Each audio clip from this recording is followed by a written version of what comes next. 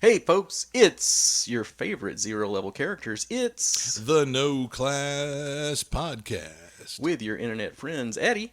And Matt, So, what up? here we are again. This one you won't hear for about 2 weeks, but we're recording it the day after our last podcast. The day after. So, we'll put this one up and schedule it for release, and you'll get to hear it, and you'll think it's brand new, but it's something that we put in the bank just for you, so we'd have something so we can hopefully meet our schedule. Right on our busy schedule. If in a perfect world, we'd be doing this on alternate Thursdays. In a perfect That would world. be so you get two of them a month. Mm.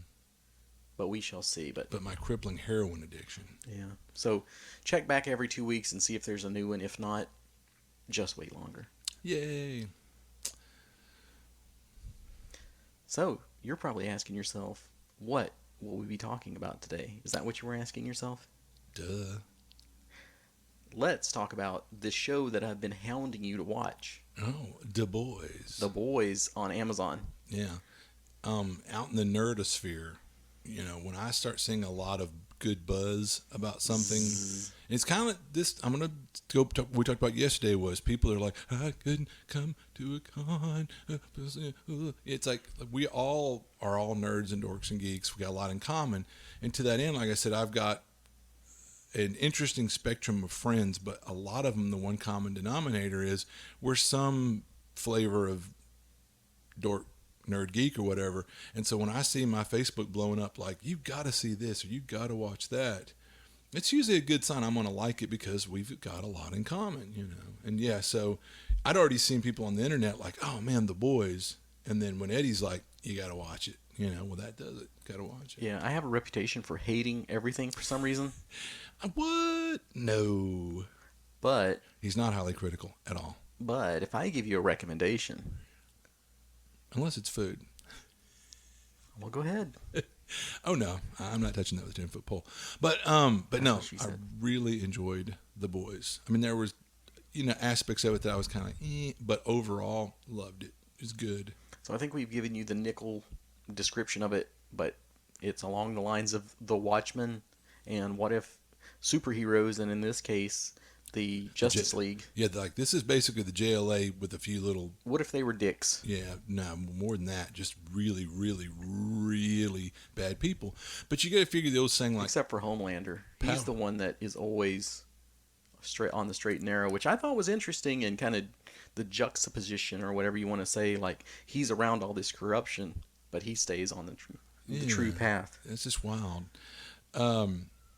But you have to figure, power corrupts, and being all powerful is all corrupting. Isn't that the old saying? Something like that. Absolutely. Yeah. Absolute power. Absolute power. And so you got to figure these people they're more than human. They're, in their minds, godlike. Definitely like Homelander. And so a lot like me. you have to At least think in their opinions of themselves. that would go to their head, and pretty soon they figure, Yeah. well, we're above normal morals. And, I am the law. yeah, do it, And so these people just are terrible, awful, awful people.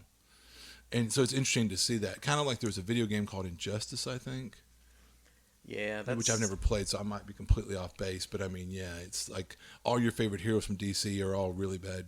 What if corrupted. Superman had a really horrible day and decided he was going to crack down and be a dictator? Yeah. Like, the nanny state sort of, Yeah. I know what's best for you, you're going to do this, fall in line. And that's kind of what I can't think Life. of the director, but the guy who was doing like the last Superman versus Batman thing or whatever. Batman keeps going, you're some alien. How do we know? You could go rogue, or you could be, what if you go jerk or something on us? That's why he tried to find Superman's weakness, and I think in the movie he finds out that kryptonite is his. Kryptonite? Yeah. Think about that. Yeah. So that's become so much a part of the culture. Like, what's your Achilles heel? Your kryptonite. But anyway, really enjoyed it. I mean, like I said, I'm going to warn people. I mean, there's really bad language. There's nudity and sex and really dark adult themes. And, I mean, so just be prepared. And there's one scene that even made us both cringe pretty hard. Yeah. Ugh. It's like, but that being said, we enjoyed it. Yeah, so there's our recommendation. We're not getting sponsored by Amazon yet. Yeah. But I'm sure they're listening, so... I'm sure of it. in some capacity. Alexa, turn off. Yeah. Siri, give us a sponsorship. Yeah. And then as far as what games are you playing right now? I have started Pillars of Eternity. Do you know anything about that? Not a thing. I know you know about the old Baldur's Gate series. Oh yeah, love it. So I'm not sure when Pillars of Eternity came out, but that seems like that's sort of the direct offspring. Now, was this company out of somewhere in Obsidian. Oh, was it Obsidian? Okay, Yeah. Interesting. Well, I know that somebody's doing a new Baldur's Gate or Neverwinter Nights or something. Yeah, I can't remember but who those guys are. Some company out of Czechoslovakia or something that their game Divinity or something blew people's skirts up. I played Divinity. It's pretty good. Yeah, but it's almost a Dark Souls-ish.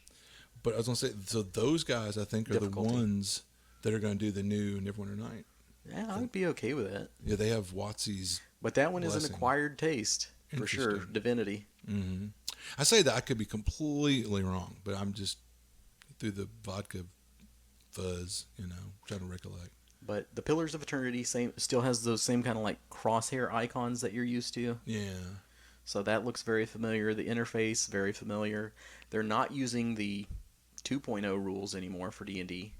So I think this is their own little version of... Is it like 3.5, 4.0, 5. Or just their own? It's not licensed. So I think this is some stuff they made up themselves. Sure. And one of the interesting things is, since they don't have the license, they still have magic missile, but it's like minute meteors or something like that. It's like it's still MM. It still does the same thing. Here's 3 missiles. And it's still a first level spell. They don't have burning hands. They have flaming hands. You're pretty close. Fan of fire. Fan of fire. Which was how the spell was described in the early edition. Was you put your thumbs together and splay your fingers out, and it's a fan of flames. That's hilarious. So yeah, that's pretty funny. But it's kind of hard to copyright so much of this stuff. Oh yeah, you may own the name, but you can't really own the effect as much. That's like when people get, and this now I'm segueing into kind of what we were talking about yesterday, and something that Robert brought up was, I think, anyway, that people whinging or worrying about, oh man, playing some different system. Man, it's all, if it's fantasy, it's kobolds and swords and magic missiles. It's just maybe a different dice or a different name, or the mechanic is slightly different, but it's all the same thing, man. It's whatever. Mostly. Yeah. And the onus is on the hardest part is on the game master. You as a player, if it's like a new game, yeah, man, just tell the guy what you want to do, and they'll go point and go, roll that dice. What did you get? 14. All right, add 2 to that. All right, and he tells you, here's what happens. It's really the hardest work is on the game master. But anyway, so this sounds like a lot of fun. Obviously, you're enjoying it. How far are you into it? I am not far at all. I am probably an hour into it. Okay. So if you like Baldur's Gate, this might be for you. I can't give it the thumbs up yet. But if you hate Baldur's Gate, you're going to hate this, I'm pretty sure. So. But I mean, if you hate Baldur's Gate, you must kick puppies or something. I don't know. You're listening to the wrong podcast. Yeah. Get out of here. Don't let the door hit you on the way out. And I heard that you've begun reading books again. I'm afraid so. And the one I'm reading right now is called The Sign of the Labyrinth. And like a labyrinth, the term was some of the earliest drawings of like in Crete or whatever on a stone wall. A labyrinth is like a double bit axe, which anyway, that has nothing to do with here or there. The Sign of the Labyrinth is actually it's appendix in literature, but it's science fiction, not fantasy. Her name is Margaret St. Clair, is the author, and she did a lot of science fiction back when. Now, is she the only woman on the Appendix N? She's one of the few, but no, not the only one. There's also the lady that came and played D&D with Gary Gygax and ended up writing that book, which his name I can't think of right now, which hurts my heart. But she wrote a book based off of the adventure that she played with Gary Gygax. And she had written quite a bit of fantasy and science fiction literature as well. But, back in those days, and that's a whole other podcast story or whatever, that it was tough for gals to break into science fiction and fantasy literature. And many of them, including Mrs. St. Clair, operated initially under a male pseudonym, as did Andrea Norton. That's something. Andrea Norton is also on the Appendix N, and she played D&D with Gary Gygax. that's a whole look into that, Google it. It's kind of neat. Well, we have threatened many times to do an Appendix N kind of book review, book critique, author critique, something like that. No, definitely. Because right now I'm in a post-apocalyptic mood, and so reading last time we talked about or a while back, Roadside Picnic, which I highly recommend. And this one is the Sign of the Labyrinth is like a doomsday. In this case, it's plagues has just devastated mankind, and so people went into something essentially kind of like fallout shelters to sort of weather it out, and also because people need to kind of isolate from each other because people are vectors for this stuff. And so one of the interesting things in the story is the main character is like him and everybody else. Like you see somebody over there, you might kind of nod or wave, kind of half. People aren't like, hey, come give me a hug, or hey, let's come closer and shake hands, or wait. I mean, you're like, it sounds like a perfect world. Yeah, it's like keep your distance over there. Hey, yeah, you're a human being that survived. Good to see you. Glad you made it. But you stay over there with your diseases, and I'll be over here with mine. Because like at one point, there's a guy that comes to attack the main character, and he normally like earlier when they interact, the guy's on the other side of the room from him, and they're like, yeah, keep your distance, and they talk. He's kind of like the FBI or something in this terrible future. But at one point the guy comes over and starts trying to punch and wrestle with the main character, and getting that close to him, and body sweat and close proximity and breath, and they're wrestling around with each other, and about the time the fight's over and they break apart, that guy all of a sudden veins start showing on his face and he starts frothing at the mouth. Boom, keels over and dead. Like these plagues work that fast. And it's just so apparently you realize the main character is a vector. He's carrying something that there's that term where you're a carrier, but you're not necessarily affected by it. Like Typhoid Mary. Yeah, and it's not to give too much away, but there's a really trippy part of the book, and this book was written, you figure, like in the 50s or 60s or something. So these concepts are kind of neat. At one point, he finds one underground shelter that was meant for the wealthy and the politicians and stuff. And there's a gal down there that's like a party girl, and she's just kind of, but it's that everybody's real pale and wan because they've been underground and they're not getting good nutrition. But she's trying to be a party girl, but she looks kind of, run down. And also like years of just kind of the desperation of being underground. She's got this haunted look in her eye, that kind of being a hooker. And so it's interesting, like this, like I said, written in the 50s. At one point she gives the main character a pill, like, let's have some fun. And it's essentially like ecstasy mixed with Viagra. And so they start to party. Well, mid-coitus, kind of remember what happened when he wrestled with that guy up on the top side of the world. Him and this girl are wrestling, and halfway through what they're doing, all of a sudden she starts frothing in the mouth and spasming, and he realizes, I mean, how horrific is that? Is to be on an ecstasy trip, and then you realize you just kill this chick you're having fun with because whatever he's carrying, Anyway, really dark stuff, and this was written, like I said, 50s, 60s. It's really interesting. I enjoyed it. But so far. It sounds rather interesting. Yeah, I mean that's just one takeaway. There's a lot of other good stuff in there. It's different. It's science fiction, enjoyable. Yeah. All right, we're gonna pick up where we left off last time, since we talked about how to convention, and this one's probably just gonna be a bit of a mixed bag podcast. Yeah. But going back to Robert Vegeta's email that we got, did we cover trying new systems or settings? Do you feel like you gave that the attention that you would have liked to? I mean, yeah. Yes, he does. Yeah. That's what he's wanting to tell you folks. Yeah. I mean, pretty. I mean, I was like, what's left to be said? Beat that horse one more time.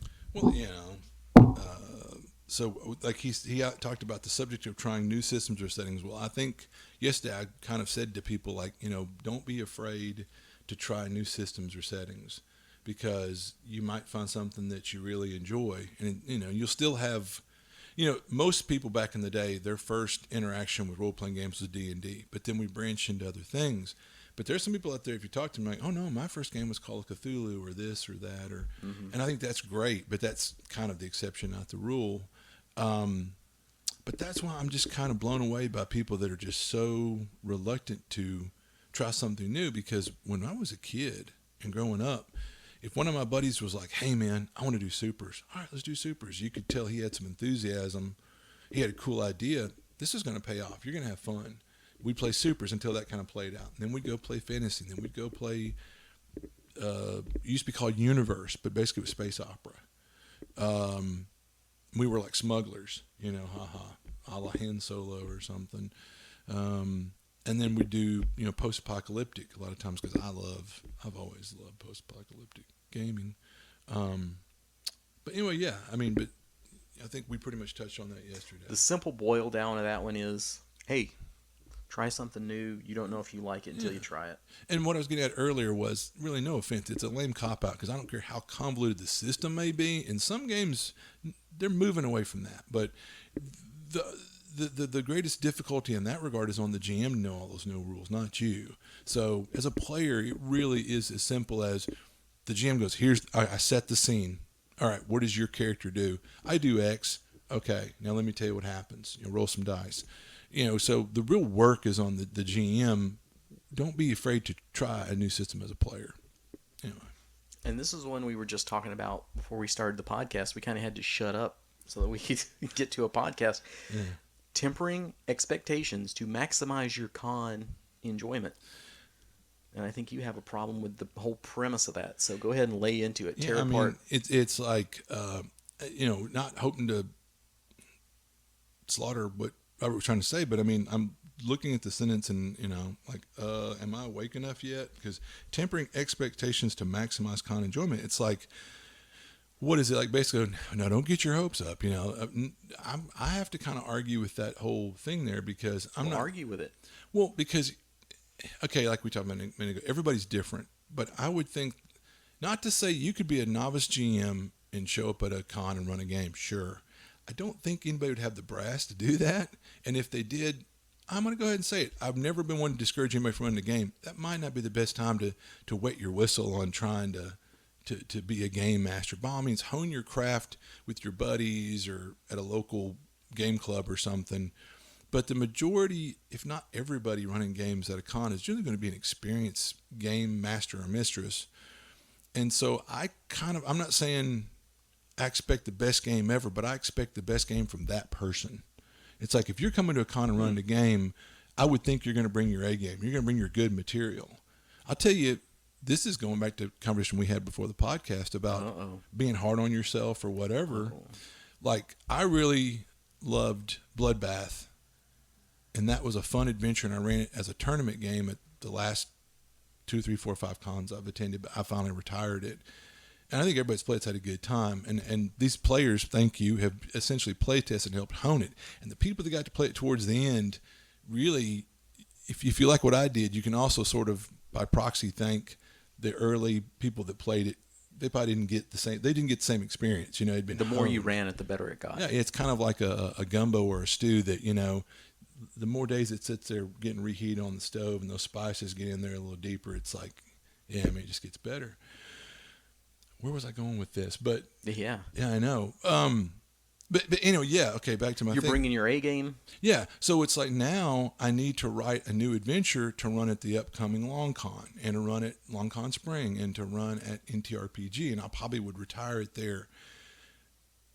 All right, now I've kind of set the bar in that everybody has so much fun with that one. I'm trying to think of a concept as good as that seems as fun to me, and I won't lie, I'm having a little bit of writer's block. We haven't talked about this, but right now I'm a little kind of like, crap, I want to do something. I want to bring a good experience to my players, and I've set a precedent. Like we said, people pre-purchased half the tickets from my tables.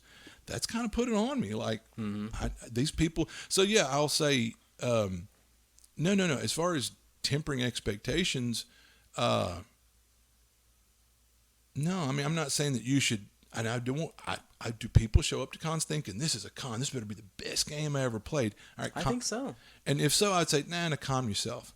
But at the same time, I would think that you should be able to expect at least a good game, if not a great game. But I'll run a different kind of game at a con than I might. Yeah. Well, you notice that like when I'm running our local game group, it's pretty sedate. When I run a game at a con, I got some good sleep that night. I had a hearty breakfast. I'm going to slam an energy drink. I'm going to stand up the whole game. It's high octane. I don't let my foot off the gas pedal a lot of times. It's like, So it is a different kind of experience. Yeah, at a con game, I literally had a chick at one con recently go, hold on a second, I got to catch my breath at the table. Just wham, I'm just bringing it, pow. Are you saying pow? Pow, pow, So as normal, I will take the opposing viewpoint and say, yeah, you probably should temper your expectations. You don't know who's going to be running stuff for you, Yeah. and you shouldn't be a jerk about it. Well, no, don't be a jerk. It could be the very first game somebody's ever run. You say, not at a con, but it could very well. I mean, if they've got the brass, the conies for that, go for it by all means. Somebody could be like, I'm taking advantage of this sweet discount. That's true. I'm going to get this discount. I'm going to run a game. And if you're just going through the motions, that's not cool. No, it's way uncool. But if Like, you're That's an what- okay GM, that's okay. Yeah, well, that's what I'm saying was, I mean, your best game might not be as good as somebody else's game, but it's kind of like my mom always said, I don't care what you do, just give it your best, give it your all. If you know you're doing your best and you're trying, not half-assing, that's great, and it's going to come across to the people you're playing with. But if you're that jerk that shows up hungover and you do it half-ass, people are going to know, and they're going to go, that guy's a jerk. But don't be the art critic player where you're like, well, that wasn't quite up to the standards that I would expect. These are volunteer GMs. Yeah, they're doing These are you a not favor. paid professionals. They're Yeah. not voice actors. This ain't Matt Mercer. This is the same person that's the same as you. Yeah. And you should, and I've said this to Eddie. We had a conversation a while back about I respect people that are running a game for me. I try to, at least. Respect is a thing that's earned, but no, I respect them.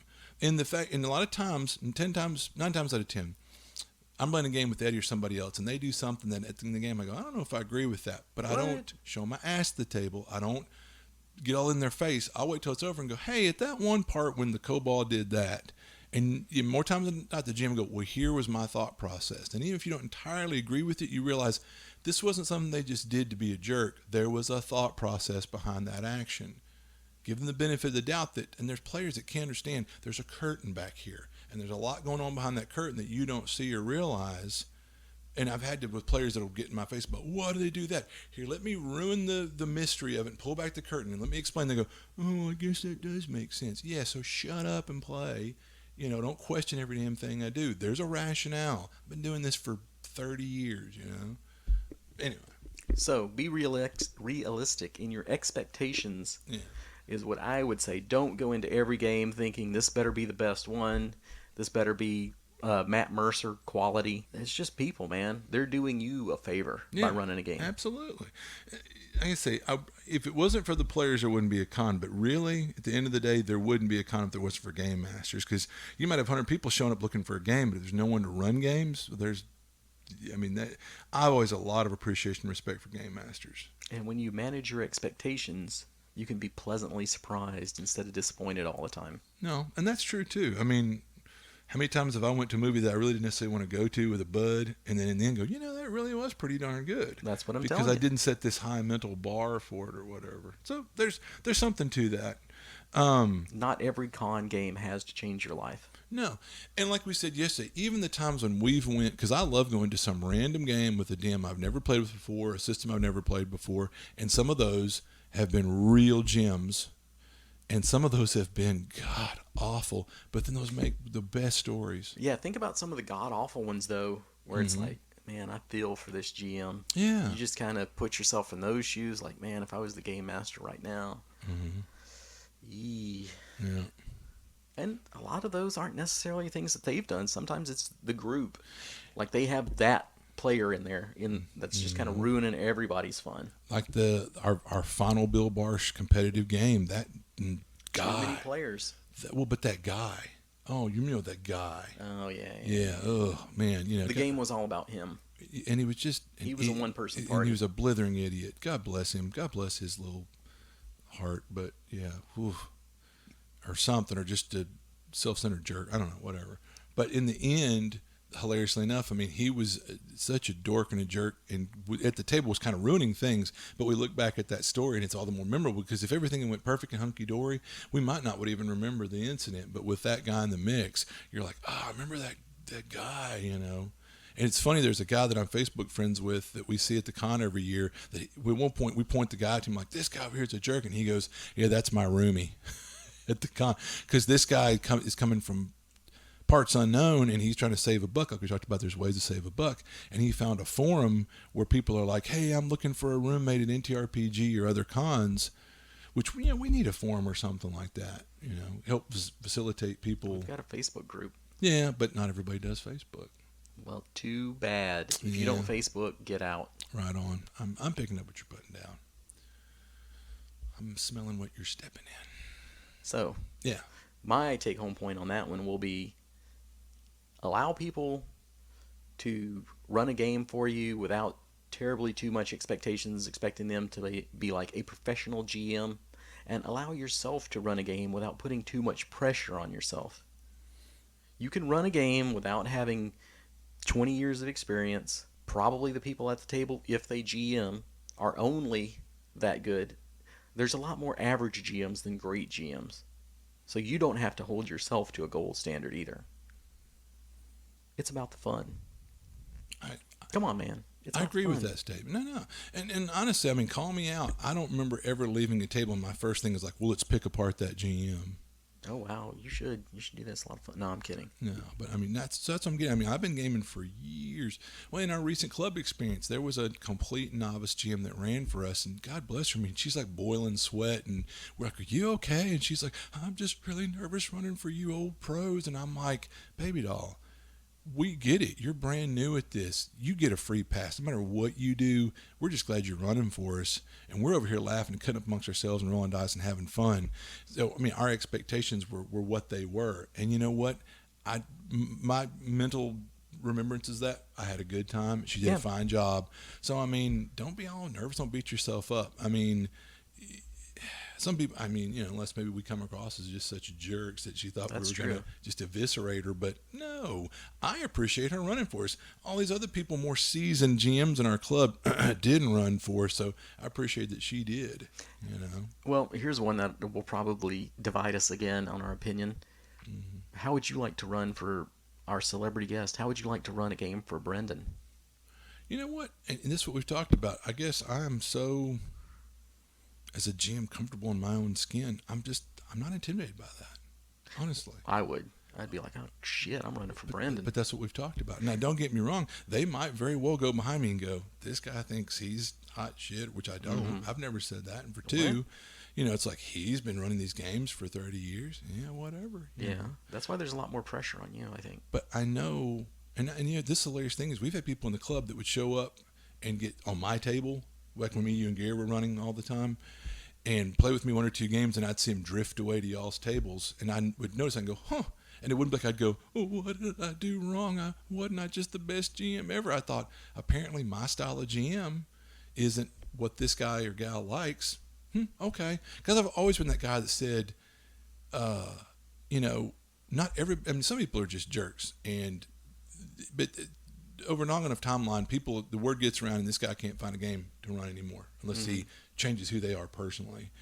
But I've been the first one to say, I get it. I have a particular style. You have a style. Gary has a style. My style of GM might not be what a certain player expectation is. That's the beautiful thing about these games is if you don't like the way your GM runs games, carry your ass. Go find someone else to run games for you. Or start running your own. Right. But it might be a chance always for self-reflection to go, like, am I setting the bar too high or maybe the problem with me? But ultimately, I'm not out there trying to please everybody. I think I run a decent game, and people like to game with me, but there are people that appreciate my style. Yeah, whatever. But that's that's funny because I've had that. Sat there and thought about it like, I get it. Not everybody's going to like the way I run a game. I don't beat myself up about it. This is me. This is how I run games. I have fun with it. A lot of the players have fun with it. But if this is not your style, it doesn't hurt my feelings. Yeah, we were talking about this before the podcast too. I still get nervous before I run a game. It doesn't matter how many games I've run. It's kind of sort of like public speaking. If you got to get up there, I can do it. Yeah, I'm gonna do it. Mm-hmm. But there's always at least some amount of nervousness to it. But that's very brave because you have to figure that for you to do it in spite of the fact that you have all that. If reticence is the right word, I mean that's noble that you fight through it and do it. That's pretty cool. But I'd like to say for anybody out there listening that's new, Yeah. That's normal, guys. So you think, but here's a guy who runs a phenomenal game, has been doing it how long, and even he gets jitters before. And there's professionals. And I've seen this guy pick himself apart afterwards. One night he ran a game that we had a ton of fun. We're driving home, and he's over here verbally, kind of picking himself apart. And I pulled the car over, and I'm like, dude. The for me, the litmus test of a game is, because this is what we do, this stuff for entertainment. Did you have fun? Well, yeah. Did the players have fun? I can speak. Everybody at that table left the table on a high note, tickled pink or whatever. You did your job and you did it well. It was, Well, I it was want to great. say You know. it might be Harley Stroh that was talking about that he still gets nervous before he runs games. Yeah. And I mean, even the professionals, Yeah. there's still that little bit of stage fright or whatever you want to call it. So if you experience that, that's normal. Yeah, but then that's also a good thing in a way, because it means at least that you're trying to hone your craft. It I like means to think. something to Yeah. you. Yeah, because You give a crap. and it's not that maybe that could be it. Reason why I'm not that anxious about it is because it's like, what, you're not trying to bring your A game? No, because I'll be the first one to tell you. Like, when I'm going to run a game at a club or something, it's a pre-published material. I read it like a quick scan, then I read it again. Then, like the day before the game, I might read it another time. Also, that second and third time reading it, I keep a red pen and a yellow highlighter marker, and I highlight certain things and do other things in red, because I want to make sure I don't miss these key points, or that don't forget that one ability. So with me putting that much work into running it, I think the whole thing. See, I typically don't read a module before I run it, so maybe that's the difference. It might be. But anyway, it's no. I mean, I'm concerned about the quality of the game I'm running for people. So that's not that I don't give a crap. I do. You do, but you just, I don't know. Some things are make other people nervous or whatever you want to say, like crowds. Yeah. There are people that are like, I can't come to the con. There'll be more than 2 people there. And I'm going to tell people that have anxiety over overstimulation and whatnot like that. I'll let you in on a little secret. I get overstimulated by noises and crowds and stuff myself. And as it let the cat out of the bag yesterday, like handshaking and stuff. Yeah, I'm a little bit of a germaphobe. He doesn't want to shake your hand, folks. Yeah, no he does offense. not want And it's to. nothing personal. I was It raised is. to shake hands, eye contact, all that kind of crap. But it's one of those. But I mean, I'm a bag of neuroses myself or whatever. But I love cons.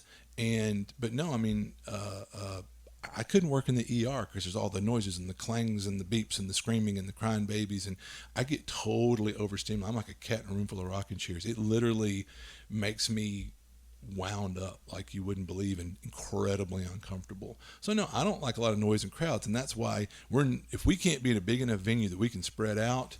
So then you can appreciate. We're not digs on other cons, but our con, we're going to try to keep the stimuli. Yeah. I loved it. Last Sunday, the Sunday on Red River, at one point everybody was painting, and the room was so quiet you could hear a pin drop. Mm-hmm. And I thought, this is a gaming convention, Oh, it was awesome. I loved it. That was my favorite part of the con. Let's all sit in the corner and be quiet for a while.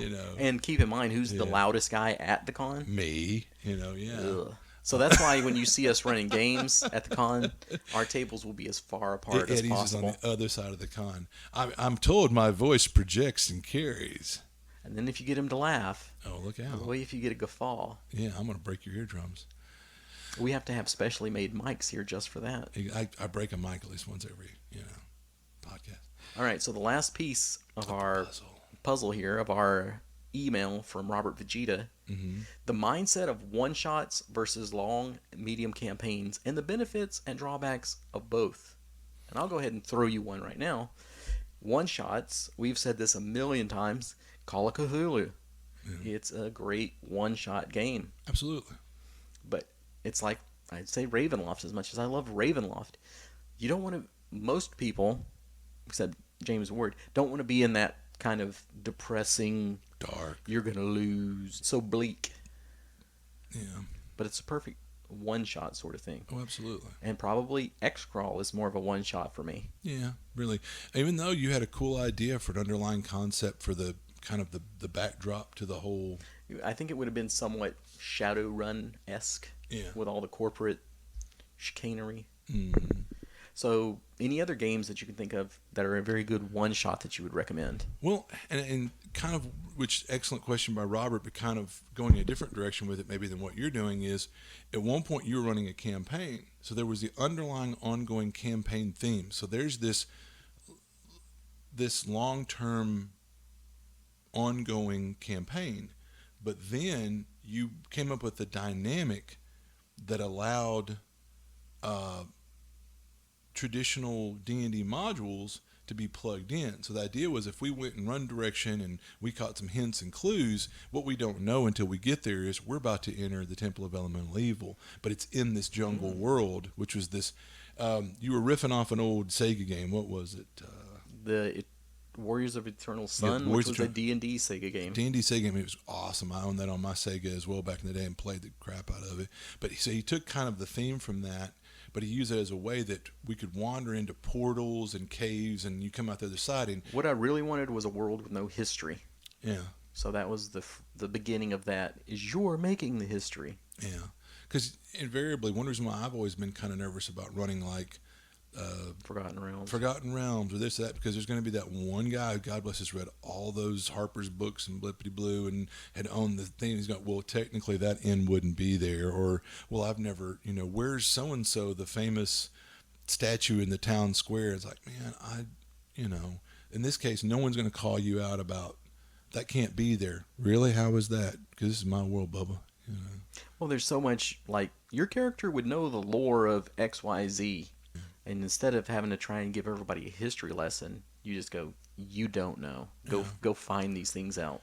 And so even me, when I've run some sandboxy stuff in recent years, I'll have the overall concept and theme for that part of the world. I've got that taken care of. And then I'll throw out some threads, as I call them, and for the players to pull. And one thread might lead to a published module. Well, that might take 2 or 3 sessions to play through. But 1 or 2 of the threads are like basically what there's a guy, John Ford, who does a D&D role-playing website. He calls them 5-room dungeons. But it's the same kind of principle. This is a smaller little, you should be able to get through it in one session, little mini dungeon. It's like right now we're doing post-APOC. A couple of the threads lead to published modules. A couple of threads lead to, which those would take 2 and 3 and 4 and 5 sessions.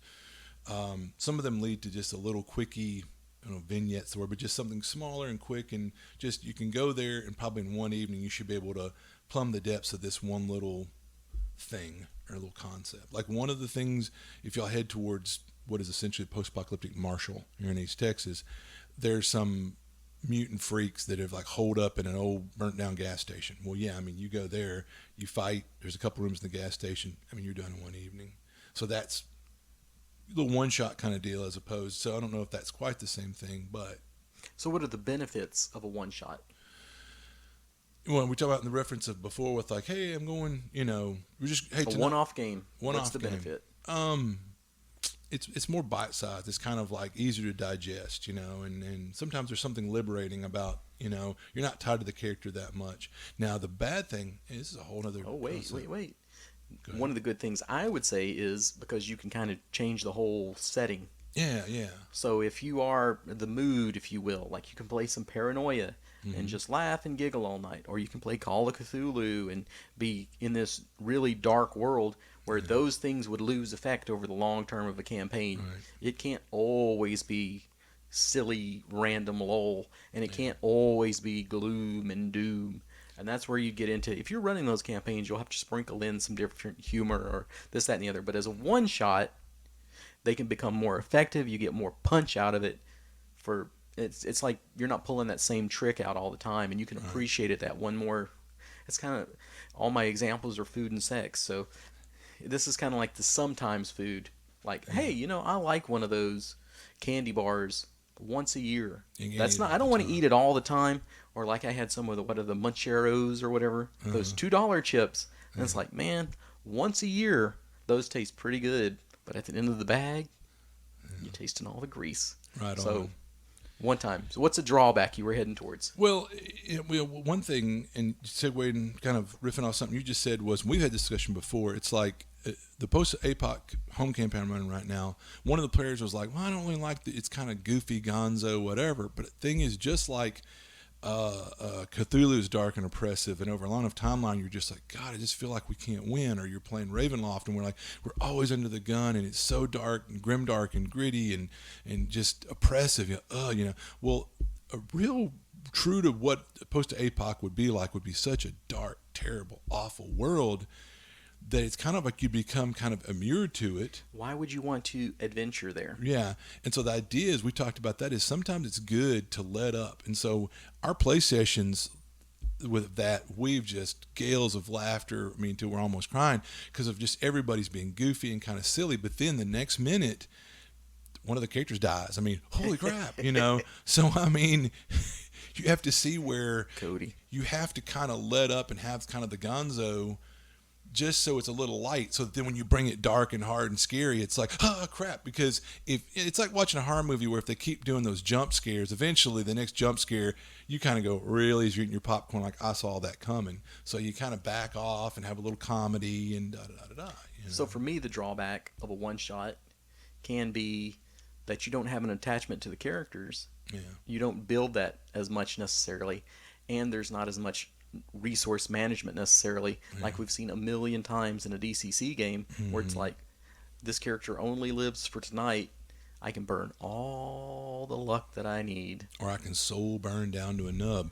Well, that's what I was going to say. When you said that initially, I was like, oh yeah, it reminded me. We've had a guy that we really like. This guy, he's a good guy. He's a fun gamer, but he knows the system enough to kind of game it, like we're talking about. And as well, you could tell he did some really kind of crazy, over-the-top suicidal crap with his character. And you're kind of going, dang, you know, why is he doing that? Well, because it's a one-shot. That's the downside, is that, yeah, that like if this was a home camp, who knows, we don't know this guy. Even in home campaigns, his characters might die left and right, because he's just like, I love to watch my characters die in amazing, explosive ways. And it'd be like, all right, that's getting old, buddy. You know, I'd have to pull him aside. But yeah, people aren't as engaged with their character in a one-off. And they're apt to do things that are suicidal, or like we said, abuse the DCC luck spell burn dynamic. But that's why I figured out a long time ago, as far as I tell people in a one shot, you can't soul burn more than 5 points at a time, you know, per spell, because you know they're going to do that. But that drawback also kind of comes back to tempering your expectations at the con. Because at the con, you're not playing your character that you've played for a year. It's not your home game with your home crew. So it may not be as good in that way.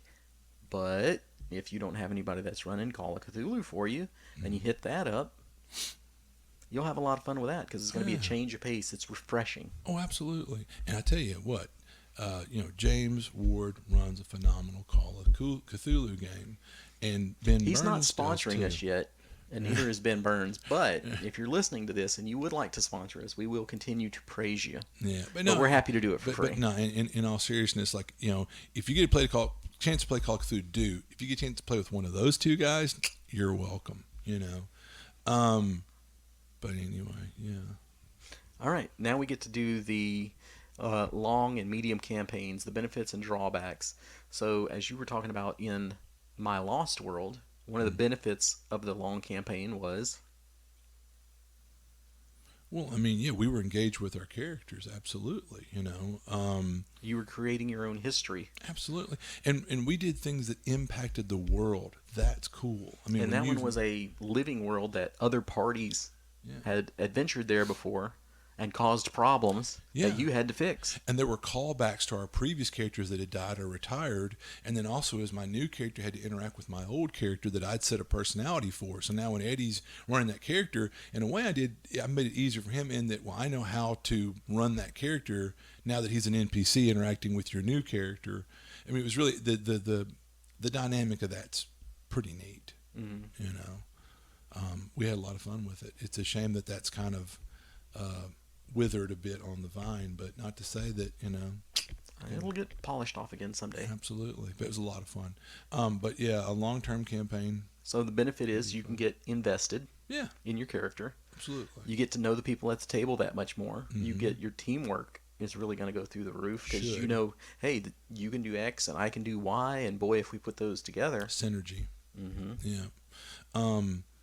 Yeah, absolutely. Like I said, and you can see the growth of your character. That's kind of fun sometimes, you know. Exactly. In fact, they talk about the styles of player. One of a sense of pride and accomplishment as you grow your character. Right on, you know. A drawback, I guess, could be kind of the opposite of that, where it stagnates. Yeah. It's the same thing every day, and we've only got these 5 tricks, and the GM's going to see that every time. Hey, we're always doing this, which probably... It can get stale. Yeah, probably a little glimpse of Matt's future is tiny hut, Tiny hut abuse. Yeah, I'm already staring down that. I'm like, what do we do?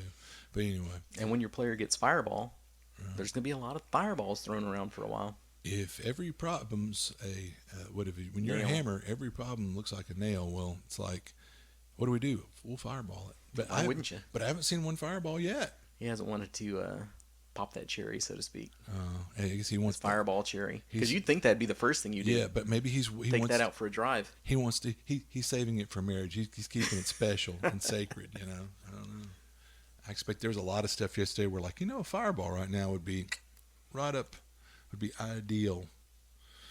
But anyway, Well, all right. I think we have now thoroughly covered Robert's email. yeah, And we have thoroughly run out of hit points. absolutely. So you know what that means. It's time to wrap it up. Wrap it up. I'll take it. So join us next week or in next episode when we begin the karaoke portion of the show. And that'll be our last episode, bro. All right.